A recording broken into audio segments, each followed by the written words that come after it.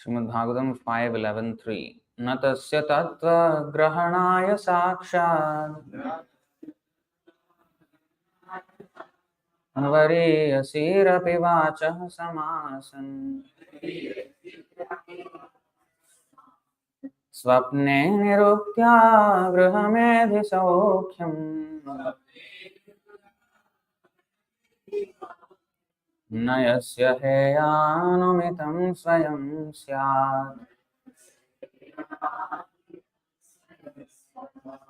न, not, tasya, of him, a student studying the Vedas.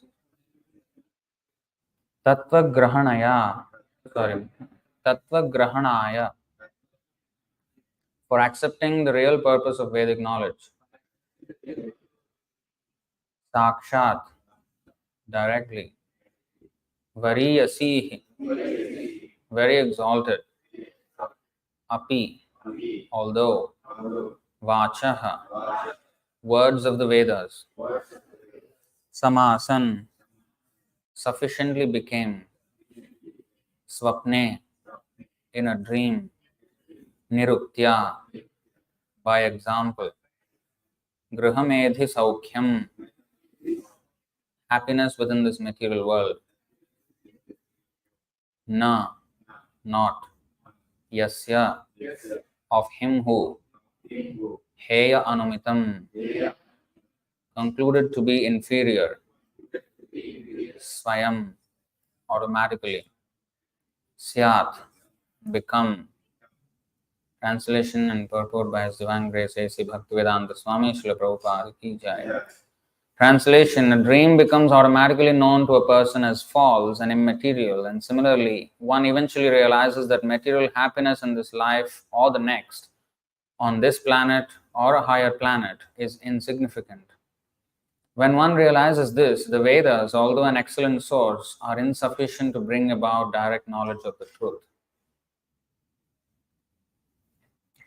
Please repeat. A dream becomes automatically known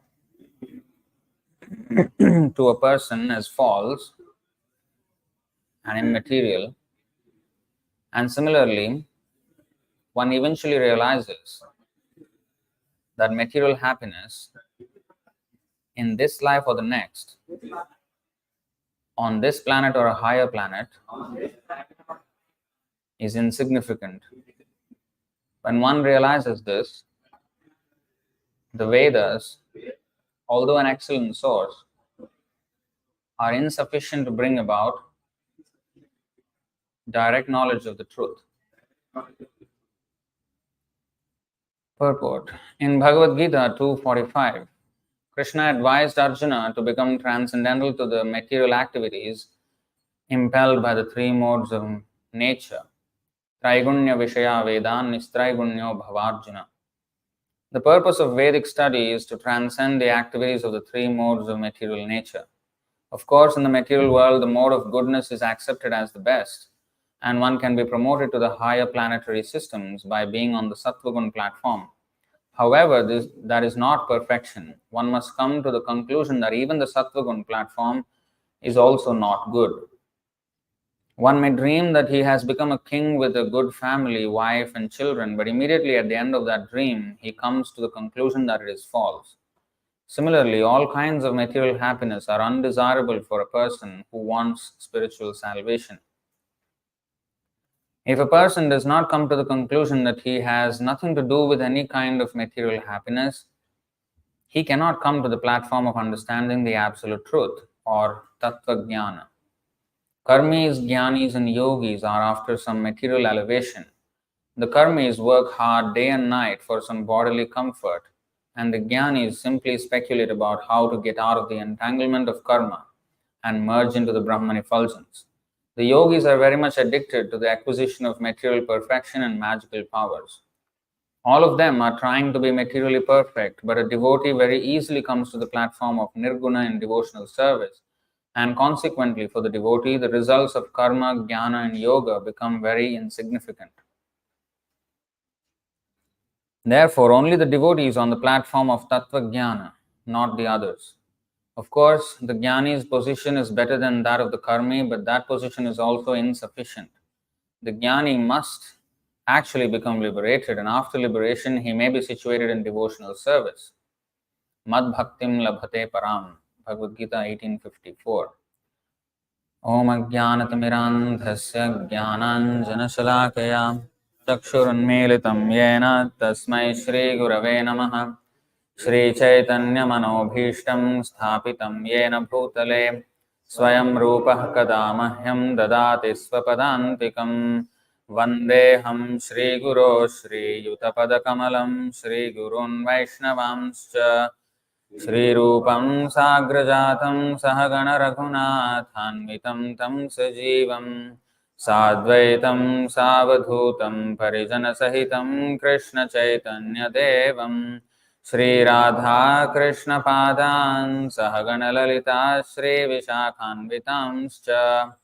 हे कृष्ण करुणा सिन्धो दीनबन्धो जगत्पते गोपेश गोपिका कान्त राधा कान्त नमोऽस्तु ते।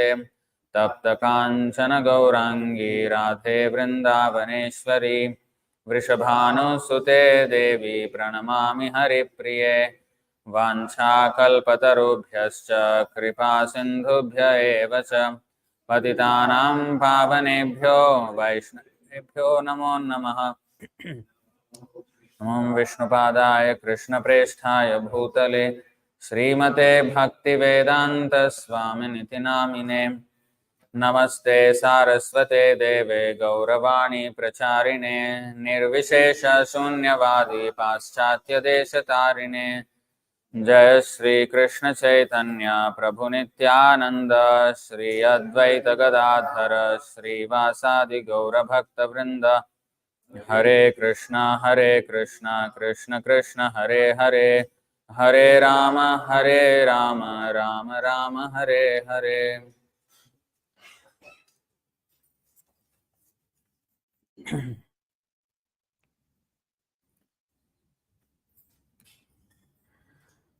मतस्य तत्त्वग्रहणाय साक्षात् वरीयसीरपि वाचः समासन् स्वप्ने निरुक्त्या गृहमेधि सौख्यं नयस्य हेयानुमितं स्वयं स्यात्।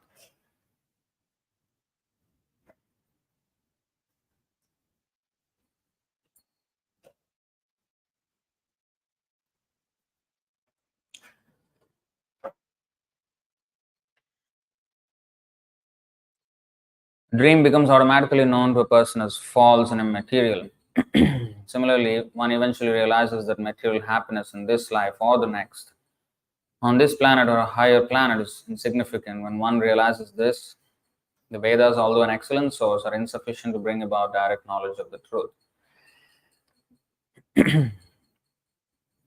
So many references are there that this material life is just like a dream. And once we come out of the dream, it's immediately evident that it was not worth the attention that we gave it. But while we are in the dream, it is our world. It means everything to us until the dream is finished. And then after that, immediately we realize it's immaterial. So the example is given here that material life is just like a dream. But now that we are here, we think everything in this world, or at least in our life, materially is very important. It may be our occupation, our family, our health, our money, the politics, because we are influenced by the politics. If there is some disturbance or war, then we are affected. Although the war is so far away in Russia and Ukraine, we have price hikes all over the world. So we become attached to many things. What is that verse in the 11th canto which says, right from birth we get attached to our body, we take them very seriously. What is that? Prabhu always shows. Right from birth, we become strongly attached to our body, our um, material situation. Huh?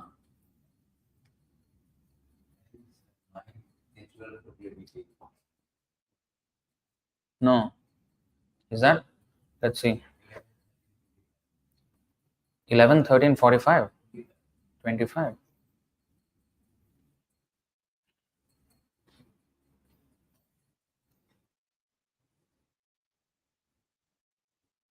No, not this. Beginning from birth, um, we get excessively attached to, what is that? No, no. That is loke smin vyavayami samadhyas. No, no, no, not that one. We become immediately attached.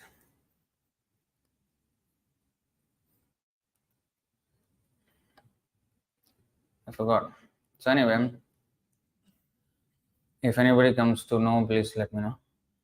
So the dream here, we every day we sing Om Ajnanatimirandhasya Jnananjana Shalakaya Chakshurunmilitam Yena Tasmai Shri Gurave Namaha. What?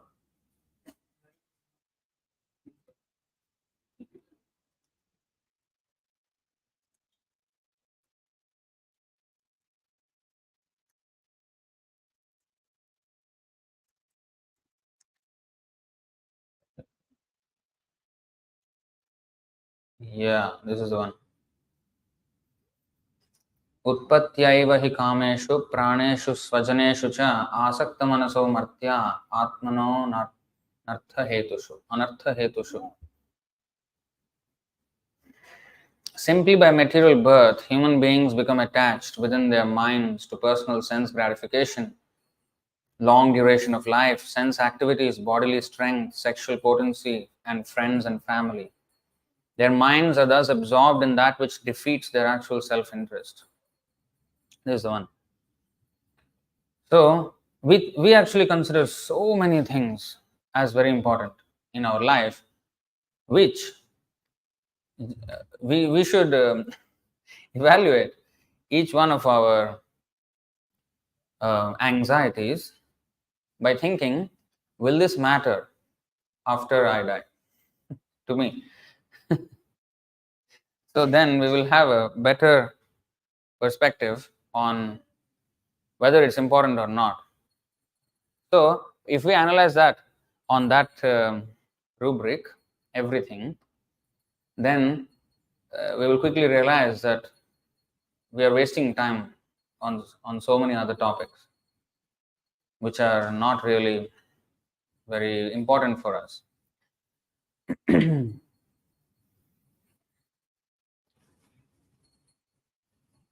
So this planet or higher planet, now of course karmis, they want to go to the heavenly planets, and even the scientists of today, they are wondering where is alien life. There was one talk show where one of the modern scientists, Brian Cox, I don't know if you've heard of him, Brian Cox. So he always talks about universe and all the outer space, spaced out. So he, so this host, he asks him, "Do you think there are aliens?" Then he says, "There is a possibility of at least microbial life somewhere." Then the host said, "No, no, no. We want aliens. We don't want this bacteria, virus. We don't want. We have too much of that here. We want aliens. We want to talk to them. We want to see them, do something." So, so that has been a wonder for everyone. I mean, anyone who looks at the night sky, now with the urban lifestyle, we don't even get to see the night sky. But if you go to complete rural areas, I think the first time I ever saw a proper night sky was in New Zealand in 2012 was the first time, where not even a millimeter was not even, yeah, millimeter is too big. Not even less than that. There's no space. Everywhere there are stars. If there are that many bodies in the sky, I mean, mm, so there must be life somewhere. It will automatically make you think the vastness, the possibilities that are there. So the modern scientists, they are also trying for alien life or interacting with someone somewhere, although they cannot see anything at all. Which is another way of Krishna's covering us. We cannot see anything, not even on the moon, not even on the sun, nothing, Mars, everything looks barren. So they say maybe another solar system, there may be a planet which is similar to us. They are searching with a very limited presumption that life can exist only in conditions such as this on Earth. Whereas Vibhuti Bhinnam, every single planet is full of different atmospheric condition. The foolishness of such presumptions is that recently Elon Musk said we should detonate nuclear bombs on Mars, on the north and south pole of Mars, because that way at least there will be some heat that will be generated in the planet because it's too cold for life. And in that way, we may foster some life on that planet. So it's actually hilarious, worthy of laughter actually, that the way they think, because once you understand from Vedas, and we really understand how life is actually situated. But either way, even if we contact life on other planet, we have better information here saying that it's not worth it. It's not worth pursuing. This is the reason why maybe 10,000 years ago, 5,000 years ago, people think we were just cavemen and not very advanced.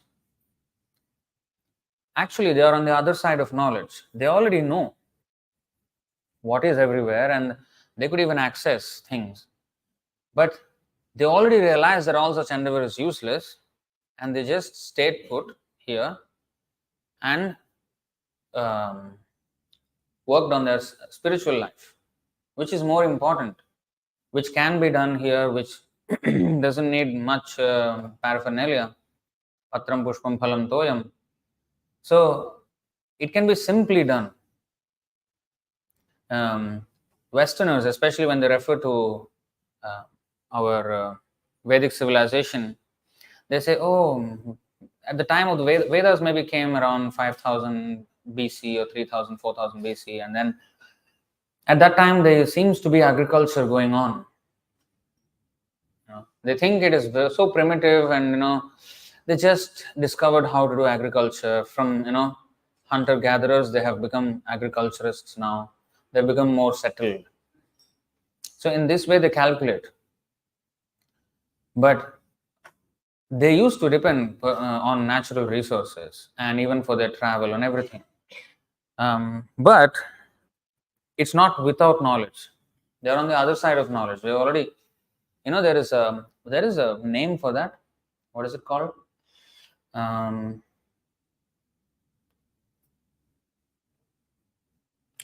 The curve. In the beginning, one thinks one knows everything, and then he knows enough to know that he actually doesn't know anything. And then eventually, then the real quest starts, and then eventually he gets mastery over the subject. What is it called? That curve? Huh? There's a name for that curve. Anyway, so there is a nice verse in the Upanishads, I think Kena Upanishad.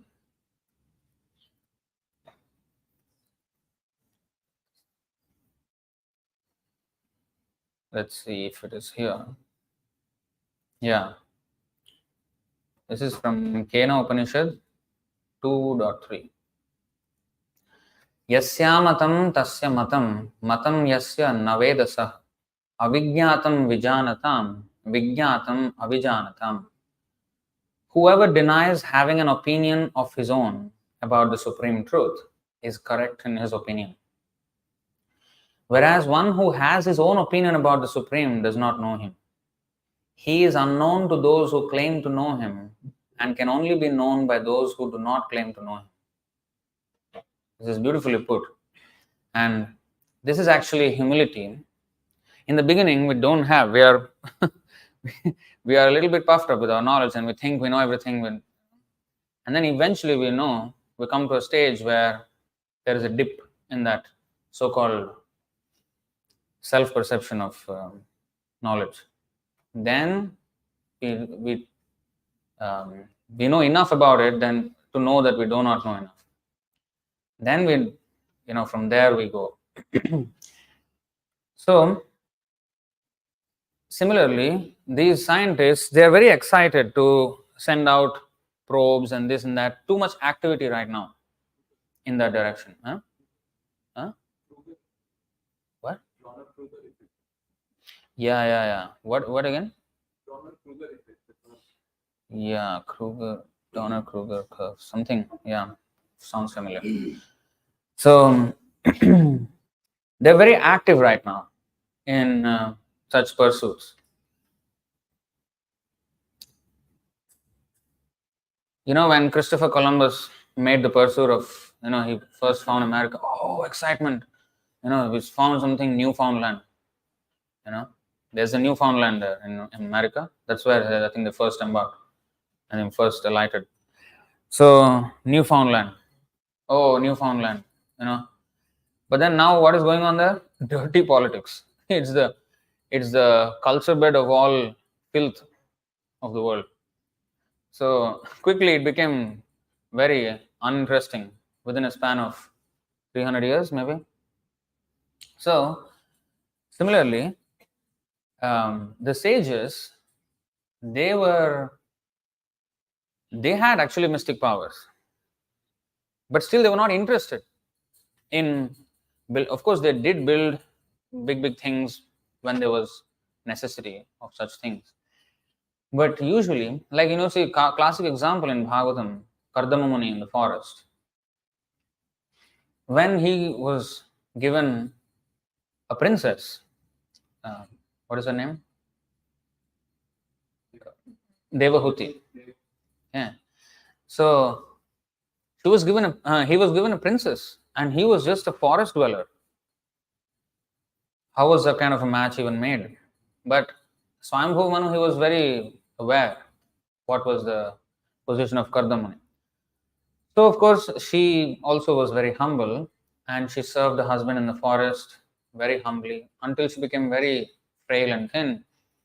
Then finally Kardama took compassion on her, and then he manifested this airplane which could go all over the universe. He could do that, but he could do that even before his marriage. It's not that his wife gave him the power to do it. No. He took compassion on his wife. Okay, you know what? I'll take you somewhere. Huh? Yeah. In fact, when there's no woman, there's real success. So, he was actually, after he created that aeroplane, he wasted 100 years. That's what actually happened. That's why Grihamedhi Saukhyam.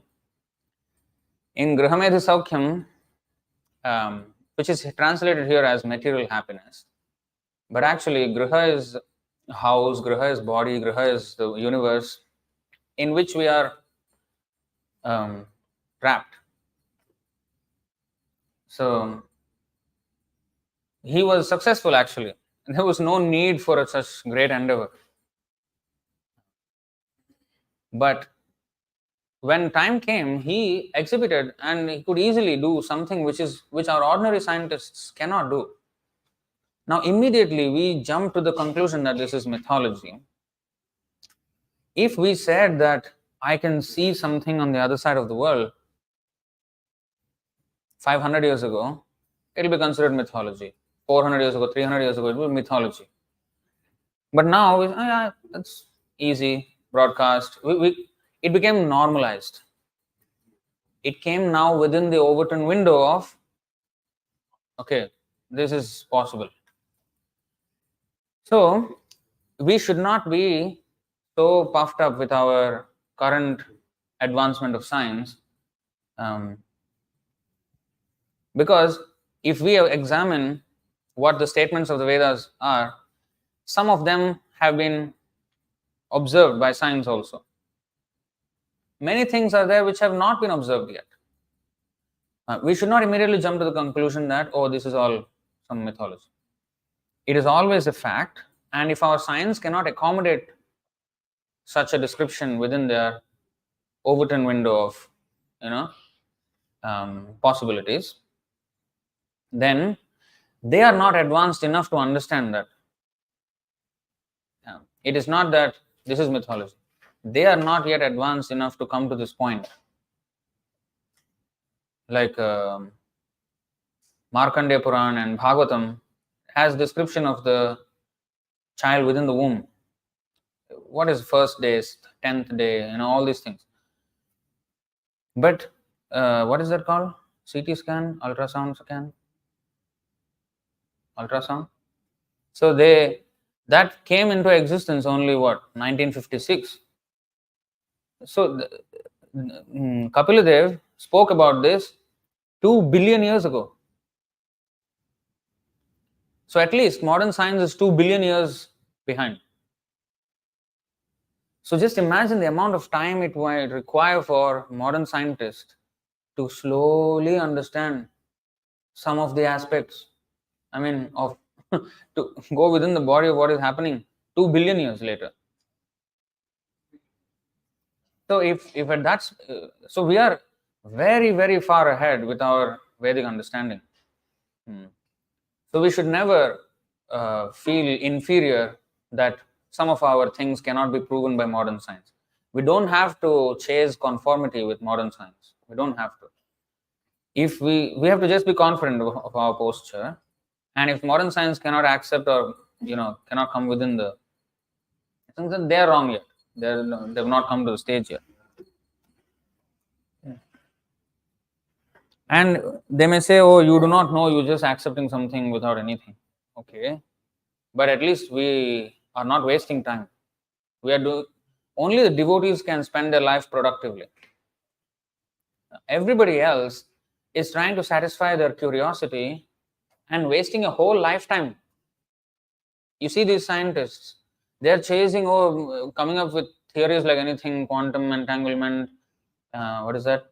String theory. Now what is that? The new thing? A holographic principle. So many things they're coming up with. They keep on theorizing. But in that way, their lifetime is being diminished. And nothing productive is being achieved. With all such theory, they cannot do anything anyway. If they at all can do anything, that will be usually destructive. The nuclear bomb, some relativity, something he did, and then some energy, mass and energy, and killed 210,000 people in Hiroshima and Nagasaki immediately.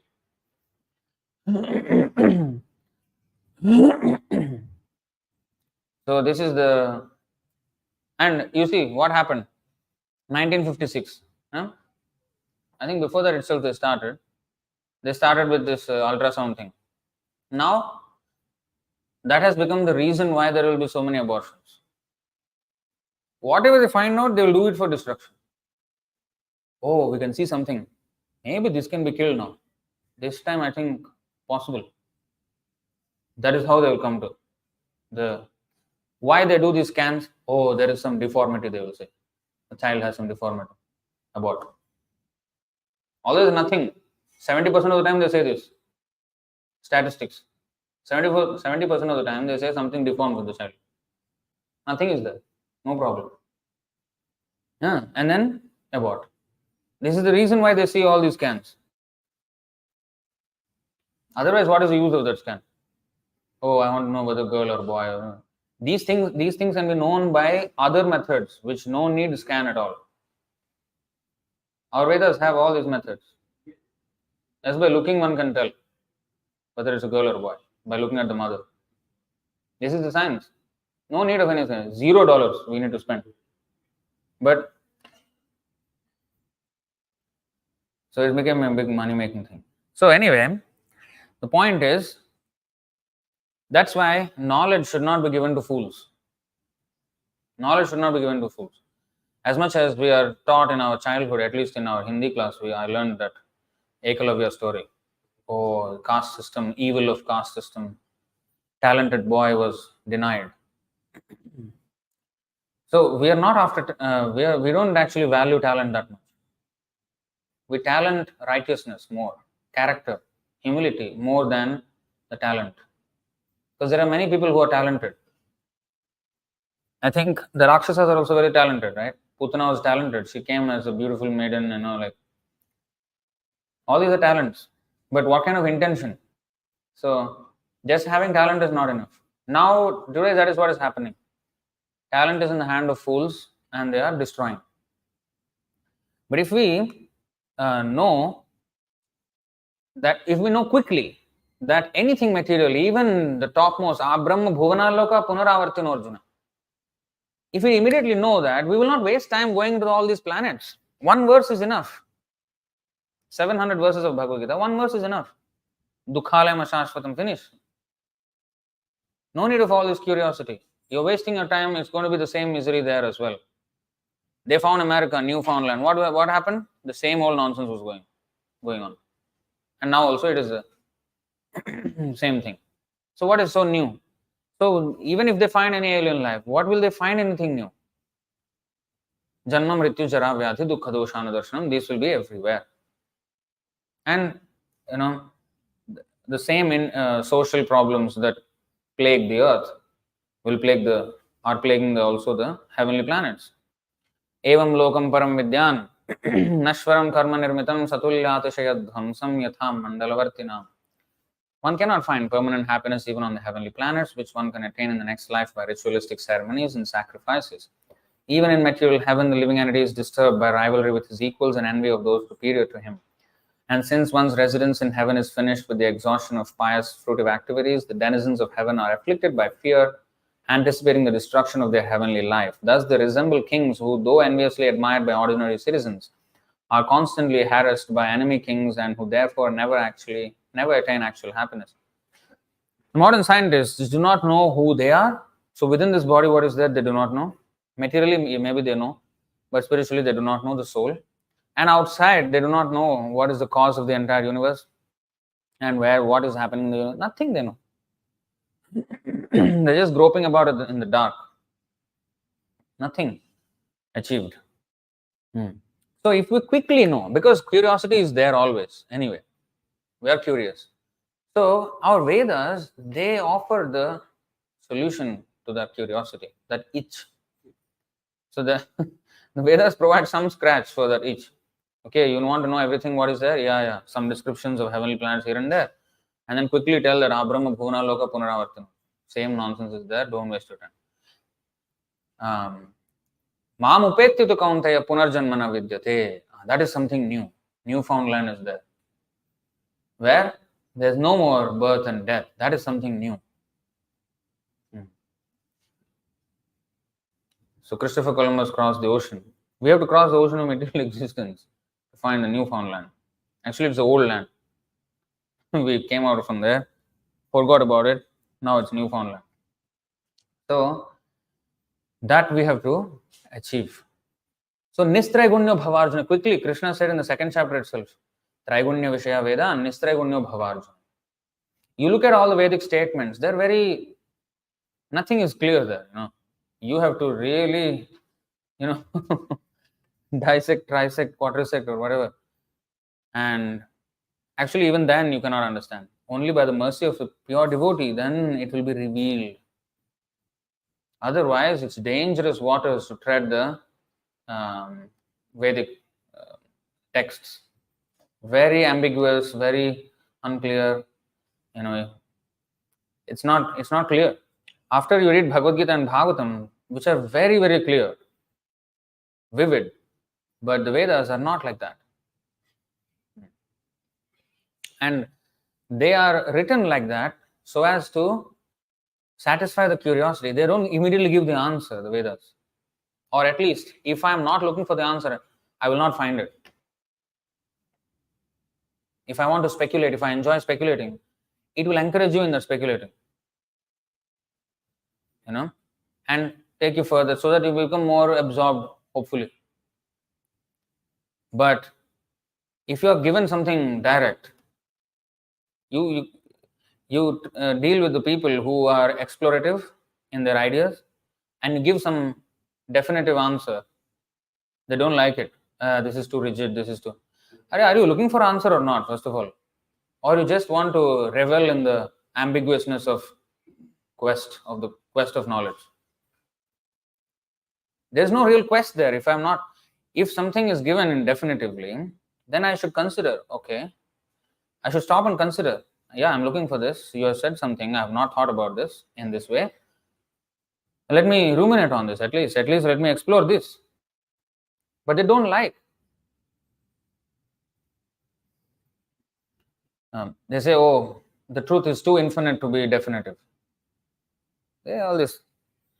So for that kind of people, keep somewhere in the Vedas, somewhere, hopefully in that circles when you debate and argue here and there, they will have so many postulations and counter postulations, and then eventually they may meet a pure devotee.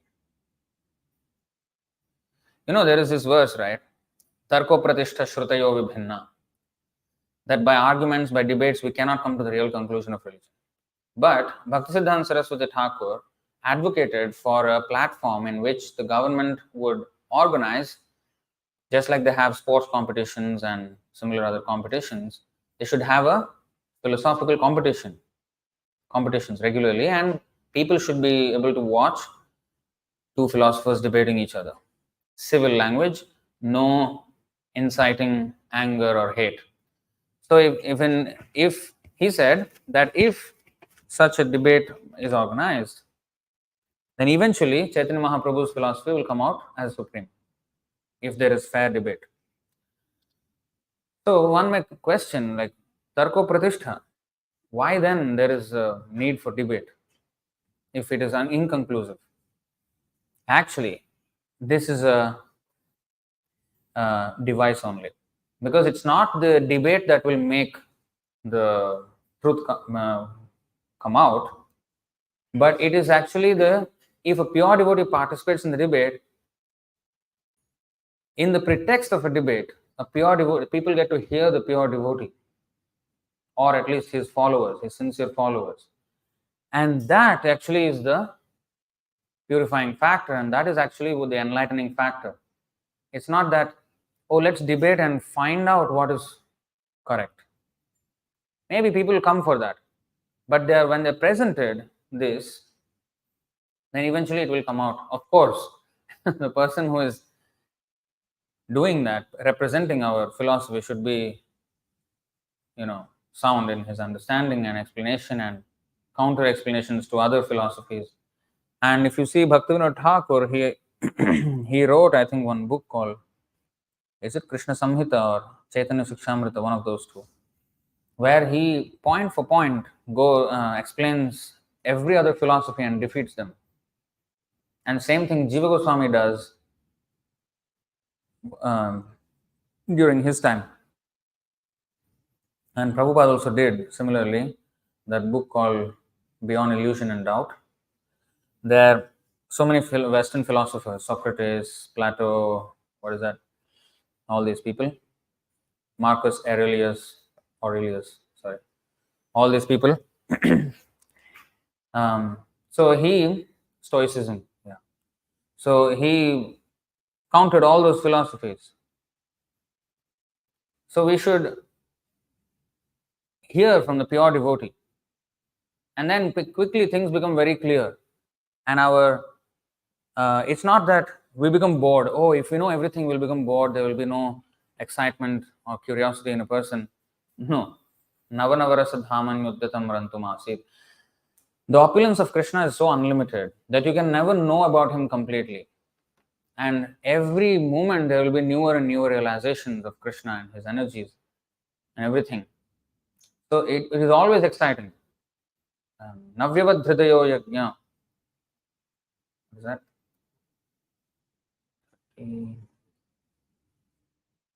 No, not this. That 4, 20, 30, is it? 30, 20? Let's search the word. Navya. 30, 20. Navyavad hridaya yajno brahmaitad brahmavadibhe namuhyanti na shochanti na hrishanti yato gata. Always engaging in the activities of devotional service, devotees feel ever increasingly fresh and new in all their activities. They all know her, the super soul within the heart of the devotee makes everything increasingly fresh.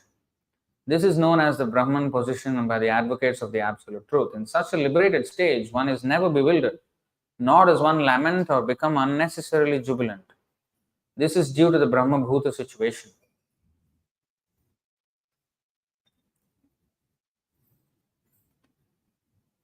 Ever fresh, ever increasingly fresh.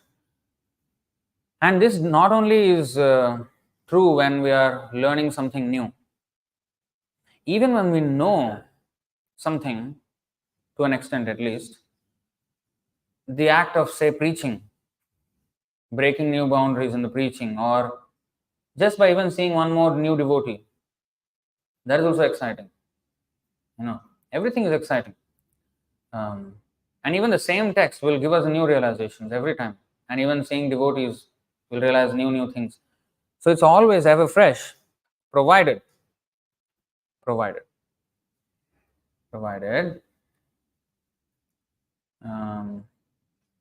this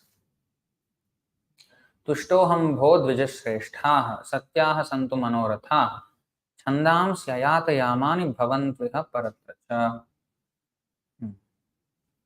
You boys are the best of the twice born, and I am satisfied with you. May all your desires be fulfilled, and may the Vedic mantras you have learned never lose their meaning for you in this world or the next. So this is Sandipani Muni congratulating Krishna and Sudama. So he is the spiritual master of them, and he says, I am satisfied. So if the spiritual master is satisfied, then he will bless us so that the Vedic mantras will never lose their meaning for the disciple. Otherwise, although Krishna consciousness is ever fresh, it will become stagnant and stale if we do not keep ourselves practicing the sadhana and the principles given by the spiritual master. If we do not execute the order of the spiritual master, Krishna consciousness will not be exciting, will not be this new, ever fresh thing. It will become stale, it will become pale, tasteless. So we have to keep our sadhana intact at all times. Never can we rest on our laurels. Oh, I have done this last year, some great thing, and therefore forever I will be considered a great devotee. No, nothing like that. So as I say, our position is rented. Our position as a devotee is rented, and the rent is due every moment. That means, now we are in this place, rented, and the rent is due every month. And if I don't pay, I will be kicked out. So, similarly, our position as a devotee is rented. We have to pay the rent every moment. If we don't pay, we will be kicked out of the position of being a devotee. So, Nityam Bhagavata Sevaya. So, always we have to not only read Bhagavatam, but serve the Bhagavat, the spiritual master. Nityam Bhagavata Sevaya. Then our position will be fresh. Our position as a devotee will be intact. We don't own the position of a devotee. It's only rented. So because we are Chuta, we are not Achyuta. But by taking shelter of the Achyuta, we become Achyuta. And if we don't take shelter, we become again Chuta. So that's our position. Krishna's position is cemented. He can never fall down. We are not like that. You see, so many devotees have done so much service for Prabhupada during in the 70s. They fell away because not careful. So fell away from that. So it can happen to anyone. We are not here sitting down and harping on the fact that they fell down, they are all bogus. Am I am I not bogus, or so I should always evaluate myself.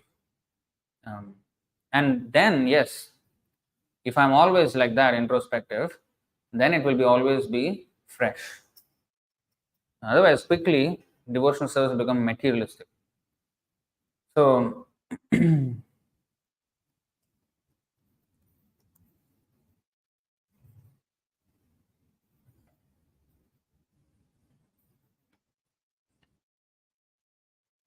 what is this called?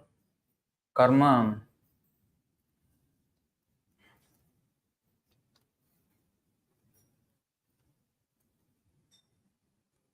एवं मनः कर्मवशं प्रयुङ्क्ते अविद्ययात्मन्युपधीयमाने प्रीतिर्न यावन्मयि वासुदेवे न मुच्यते देहयोगेन तावत्. When the living entity is covered by the mode of ignorance, he does not understand the individual living being and the supreme living being, and his mind is subjugated by fruitive activity. Therefore, until one has love for Lord Vasudeva, who is none other than myself, he is certainly not delivered from having to accept a material body again and again. So even though we have become awakened or still groggy in the matter of awakening ourselves to spiritual life, unless we actually shake off that drowsiness and wake up and pour cold water on our face, we cannot. We will fall back into that sleep, which is what happens when we snooze the alarm. So we go back to sleep. So if we grihamedhi saukyam in this verse, if we do not come out of that, then it is like the anchor, that example where the bridegroom and the bridegroom party has to cross the river, no? And the boatman was taking them in the night, and he was rowing the boat all night, but in the morning they were in the same place, and they found out that the anchor was not let go, removed. So with the anchor in material life, we cannot row our ship, to the spiritual world, crossing this ocean. It will not happen. So we have to let go. And what does that let go look like? Letting go look like? And that means we have to more and more become involved in executing the order of the spiritual master. Otherwise, our devotional life will take us nowhere. If griha medhi, the word medhi is, the axis, that oil pressing machine, that bull goes around it. Have you seen that? I only saw it in videos. After this description also, that too. So that pole, the bull keeps on walking. 8 miles it walks, and that's how the distance yojana is calculated. Actually, the distance how much a bull goes in one day around that medhi is a yojana.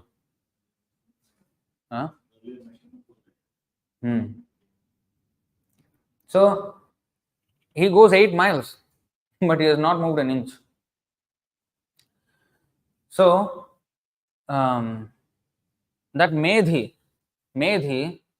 is actually this material sense gratification. Actually, sex life is the hub around which everything in this material world is revolving. So griha medhi, saukhyam, and it's tuchham. It's despicable. It's not real happiness there. But that will actually keep us bound.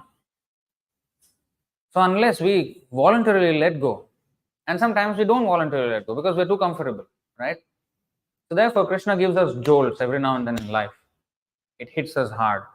Then we are forced to recalibrate ourselves. The better way to do it is to willingly submit to someone who can push me. That is called discipleship. Surrender means Arjuna accepted Krishna. Sishyaste te ham sadhi mam tam. Instruct me, please. I don't want to be roving around on my chariot of my mind. So please, you instruct me. And that we have to do. And usually we don't have the willpower. Maybe 1 day, 2 days, but after that. So we cannot rely on willpower to do this. Because there will be days, because we are not in the Nishtha platform. Nishtha means fixed up. The determination is unshakable. No matter what comes, he will just not give in. Not give in, not give up. So, but we are not in that stage. We are always up and down, roller coaster ride. So how then can we keep up with the religious principles? I mean, the 4 principles, the 16 rounds, and not just that, not just mechanical numericals of our sadhana, but actually the quality of it. How will we stay up in this? That is possible in the association of devotees. In the association of other devotees, we will become inspired. We have to associate with those devotees who are following and who are strong in this. And that's why we ask, please come at least once a week, Mangalarti. Don't miss out. Why? Not like, when I will come. What is that? 1 week itself is a horrible standard. And that also, if we slip up on those, then when we will. So we cannot hope to reach Krishna. I mean, even say it's 17 what? 18 years since I've been here. I have zero confidence that I'll make it back to God. Zero confidence. There's no way. And I'm always wondering how long these people are going to take. I mean, when after 10 years still same standard, like when are you going to? Even staying here, there's no this thing. So we have to become serious about it.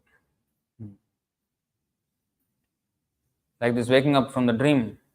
How long? Kota nidra maya jao pisachir kole. Jeev jago, Gauri Chandra bole. So that is the thing. We have to wake up, immediately wake up. How long are we going to snooze? The moment we snooze, we lose. Snooze, lose. So Preetirna Yavan, unless we have Preeti for Vasudev. Preeti means you can't wait to come to the temple. You can't wait to associate with devotees. You can't wait to, be engaged totally and not just wait. After coming into this, then you don't want to give up at any time. That is Preeti. Because if somebody loves a person, he will do anything and everything for that person. So that is Preeti. So anything and everything for Krishna, like that. And never think. Recently, I think this week itself, I think beginning of the week, I went to an office, I think, yeah. So there was an argument with that person there. Never think. The argument was, why do you condemn this material? Of course, they're all on the same line, but all in the same flavor. But this is the thing. Oh, you talk so strongly against these people who have money, and then you go and ask their money. How hypocritical that is. Why do you, when you want money, you will come and, ask very humbly. And when you not asking, then you will bash them. I also came for, in the temple, and then I saw Sundar Prabhu speak. So, this thing, that's why I don't like, I've stopped attending the classes. Who lost, man? Who lost? One thing we have to understand, they are not helping us. They are not helping us. We don't want their money. But why then we go and beg their money? We're trying to help them. We create projects here. We create projects here and ask contributions from the people so that they will have a chance to serve. So we are not asking anybody's help. Although we take that policy of begging as if we need help. Just like Krishna. He's standing there, oh, I don't know how to dress myself. Please dress me. He is giving the cloth to dress ours. And he doesn't know how to. He's called Suvasa. What is that one? Yeah, Yashomati Nandana Brajabara Nagara. Suvasa. What is that? Vamsivadana Suvasa. Suvasa means what? Excellent dresser. Nobody can dress as good as him. And he is standing there, oh, I don't know how to dress. Oh, I am staying in the house and there's no money, so rent. Please. We are making memberships. We are making donation for Rath Yatra. Prabhupada said Hanuman was powerful enough to force his way to Lanka and burn the whole thing down and then, forcibly make Sita unite with Ram. He could do that. We are followers of Hanuman. We want to take the money from the Ravanas and everybody is Ravana and give it to Krishna. He was upset, this businessman, he was upset. Why are you calling everybody Ravana? You see the humility of a devotee on the other hand. Bhaktivinoda Thakur is saying, Ravan is better than me. Ravan went back to Godhead, I am still here. That's how he is thinking. And he is thinking, how can you say we are Ravan? Immediately jump. I did not even mention to him directly that you are Ravan. I said, those who do not serve Krishna, they are Ravan. They keep their money for themselves, they are Ravan. And he got very upset. But we should think, Ravan is not just a person, Ravan is the mentality. We are not as good as Hanuman, right? So we may not be as bad as Ravan, at least we are trying to become a devotee. But we are in the middle. So the Ravan part of our mind is still there, wanting to enjoy this material world. Hiranyakashipu means what? Gold and soft bed. Don't we want that? Don't we have a soft bed at home? And not just the thing bed, but that signifies karmashaya. Karmashaya randhaya randhaya. You see what Prahlad Maharaj is saying. What is that? Number?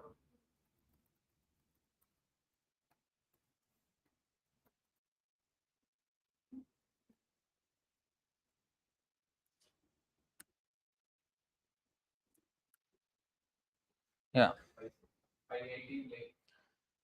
Om Namo Bhagavate Narasimhaya Namastejaste Avirbhava Vajranakha Vajradamshra Karmashayan Randhaya Tamo Grasa Om Swaha Abhayamatmani Bhuyishtha Om Shraum. You see here, I offer my respectful obeisances unto Lord Narasimhadev, the source of all power. O my Lord, who possesses nails and teeth just like thunderbolts, kindly vanquish our demon-like desires for fruitive activity in this material world. Karmashayan randhaya randhaya. Vanquish not the demons, but the demon-like desires for fruitive activity in this material world. Please appear in our hearts and drive away our ignorance so that by your mercy we may become fearless in the struggle for existence in this material world. So, Prahlad Maharaj authored the Narasimha Kavacha. In that there is, protect my eyes, protect my hand, protect me from the back, protect from the front, all the protect. Protect what? Against what? From accident. Some health problem, protect. When a health problem, people chant Narasimha Kavacha for this kind of reasons. So once the devotee asked me this question, why then Prahlad Maharaj is asking something like protect my hand when he is not in the bodily concept? Why protect his hand for what? The protection means protection from Maya, because Indriyanam hi charatam yanmano nuvidhiyate tadasya harate prajnam vayur navam evam bhasi. Every single sense of ours is pulled by Maya. We want to do this, we want to see that, we want to hear this, we want to eat that. Jihvar lalase jai iti uti dhai. What is that? Krishna nahi paye. Shishnodar parayan Krishna nahi paye. Jihvar lalase jai iti uti dhai. That means for the greed of the tongue, those who go here and there, that means they're only about food. Jihvar lalase jai iti uti dhai. Shishnodar parayan Krishna nahi paye. They are only devoted to their stomach and genitals. Parayan. Narayana Parayana means those who are devoted to Narayan. Shishnodar Parayana means Udara means belly, Shishna means genitals. So Shishnodar Parayana, Krishna nahi paye. So what is our satisfaction? We want to have good food, we want to, taste so many things, speak so many nonsense. Jihvar lalase. Jihvar lalase, two kinds of lalasa. Eating lalasa and speaking lalasa. We have the urge to speak. Vacho vegam. So jihvar lalasa. Iti uti dhai. We go here and there to satisfy these things, demands. Krishna nahi paye.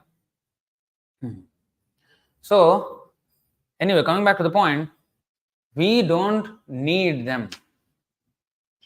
For our devotional service, patram pushpam phalam toyam, we can sit under a tree and do our devotional service. We don't need all this opulence. But when we do his service opulently, we engage others. So actually, although we go, Prabhupada said, although we cannot do it like Hanuman, our principle is the same, that we want to bring Sita back to Ram, bring Lakshmi back to Narayan, bring the money back to Krishna, because it rightfully belongs to him.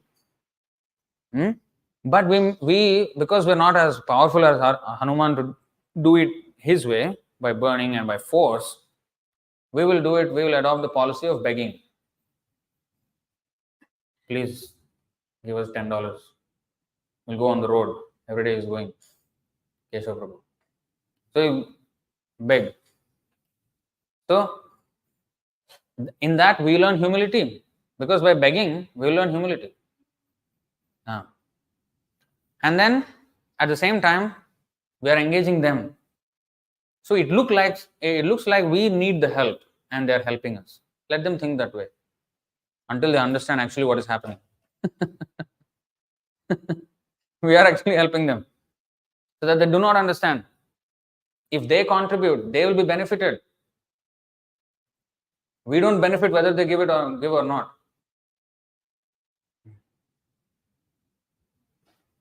I told him, we have given our life for Krishna. Okay, we want you to give something. And anybody who keeps anything to themselves, they are Ravan. Why they are not Ravan? That Ravan is not somewhere else. He is within us. Even now we are becoming a devotee. We have that Ravan mentality within us. It is easy for us to understand when the two personalities are separate. There is a Hiranyakashipu, there is a Prahlad. There is a Ravana, there is a Hanuman. It's easy for us to see this is devotee, this is demon. But in reality, it's not like that. The demon and the devotee is within us. It's a matter of percentage. Proportion only. So we are, like I'm 90% Ravan, 10% devotee maybe. So that Ravan is here only. How can I say I'm not Ravan? Oh, how can you say we are Ravan? Yeah, you are, actually. Of course, I told him, no, I don't say you are Ravan, you are giving something. But actually, next time I'll go and talk to him, I'll say, you are Ravan, I am also Ravan. That is humility. Otherwise, you're not humble. You will go nowhere by thinking that you're a devotee. Unless you think that you're not a devotee, then only you will make attempt to advance. If I think I'm good enough, then why I will advance? Why I will make any effort? Oh, I'm devotee, I'm good. And he is advising that, oh, you should, nobody was giving you donations for the temple building project. Oh, okay. Maybe, you can do some kind of a business deal with them. I said, see, business deal you can do among yourselves. When it comes to Krishna, give it. We don't want to learn your ways of doing things. You do whatever you want to earn your money. But when it comes to the Lord, give it without any strings attached. Why do you want to keep the property, and why do you want this business? Why? Just give it. Learn how to give. We want to teach them how to give. If you don't want to give, you don't want anything. Don't give.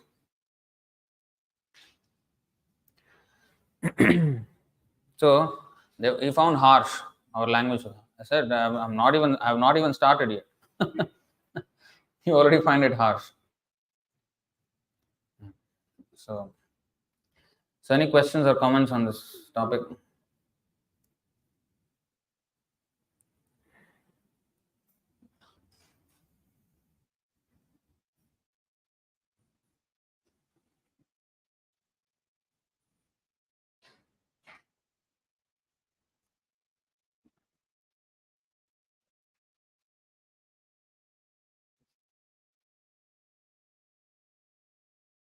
Kushi Gupta is asking what happens if a person enters devotional service before the term of his material life has ceased? Then he will only develop shadow attachment, right? Oh, you mean while the person is still materialistic, if he is entering devotional service, not waiting for the materialistic tendency to stop, and then it actually doesn't work that way, because we will only take our next step while walking when we are confident of it, and then only remove our back step. Right? The caterpillar leaf from to another leaf. What is that? Unless we get a footing in the Krishna consciousness, we have some assurance, we won't, right? But of course, there is surrender first. But so we start small first. Or we chant, or we feel nice. So then we read, oh, this is nice, this is nice philosophy. Oh, devotees are nice, prasadam is nice, festivals are nice. So once I get a taste, once I get a higher taste, then I will be able to give up the lower taste. How can I completely give up my material life and then start spiritual life? Doesn't work like that. It will never end. I cannot live in a vacuum. If I take out the air and I have to fill it up with something else. As they say, the cup is half full or half empty. No, the cup is always full, either with air or water or different proportions, but it's always full. So we are simply always full.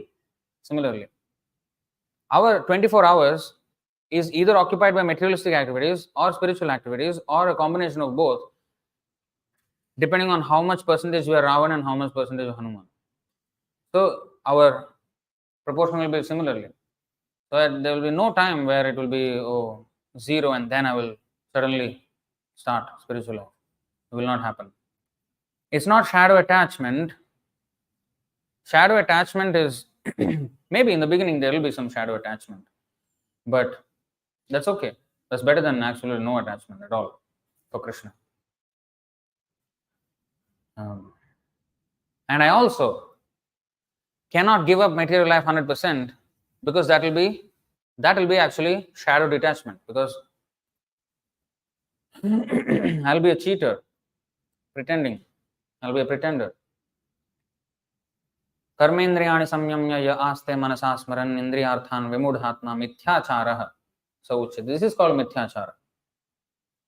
One who restrains the senses of action but whose mind dwells on sense objects certainly deludes himself and is called a pretender. So our thing is not to force our mind to. Of course, there is some rules we have to follow, like no illicit sex, no gambling, no meat eating, no intoxication. But we replace that immediately with nice prasadam, nice philosophy, nice practice, everything we fill up. It's not that we just follow the 4 principles. No. It has to be, the void has to be filled up by devotional activities. Then eventually we will have taste for it, and then we will be naturally having no affinity towards material action. So that is the way to go. 259. Vishaya vinivartante niraharasya dehina rasavarjam rasopyasya param drishtva nivartate. Param drishtva, that is what needs to be done. Param drishtva means far superior things, by experiencing far superior things. higher taste. What is that one? Leaf.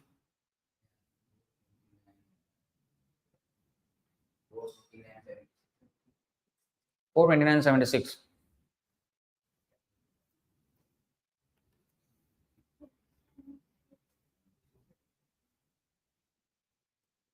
The caterpillar transports itself from one leaf to another by capturing one leaf before giving up the other. Similarly, according to his previous work, the living entity must capture another body before giving up the one he has.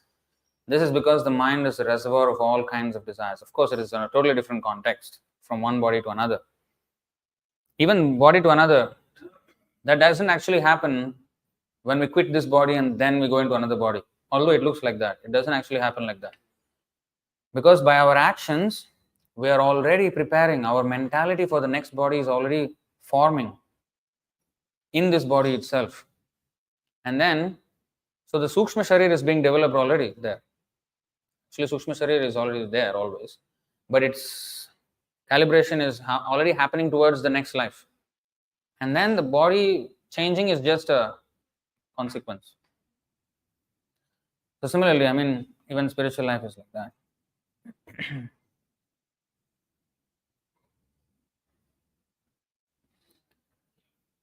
So she says, like, for example, you only came to Krishna consciousness at a certain age, right? Before that, you could not be in Krishna consciousness. Well, that if I'm not allowed to come in, I will not be. The mercy is not there. But if I'm shown the path, I can still be not sincere about it. Or I can be sincere about it. It depends on the student. So anyway, I'll stop it here. Granthra Srimad Bhagavatam ki jai, Srila Prabhupada ki jai. Jai Gaur Premanand.